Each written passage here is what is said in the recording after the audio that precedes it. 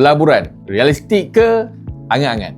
Alah, ASB 5 hingga 6% je setahun. Mana nak cukup? Nak kaya? Inilah masalah ramai orang Malaysia. Expectation pelaburan langsung tak realistik.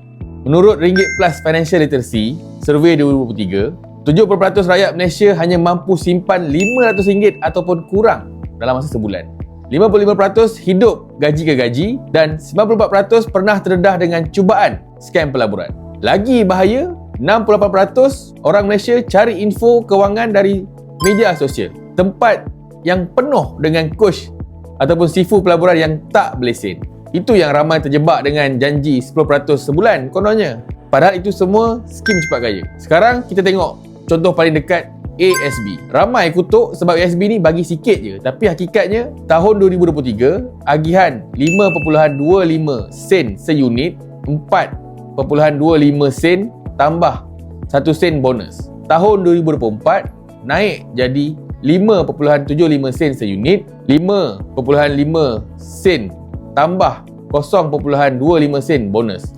Tertinggi sejak 2020. Bagi pelaburan berisiko rendah dengan harga RM1 sahaja, pulangan 5 hingga 6% tu memang dah stabil dan sihat.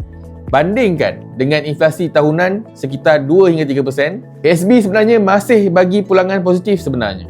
Masalahnya ramai orang yang tak sabar dan nak cepat kaya, terus kejar benda yang pelik-pelik. Kripto yang dia tak faham, forex yang tak berlesen, sampai skim guaranteed return.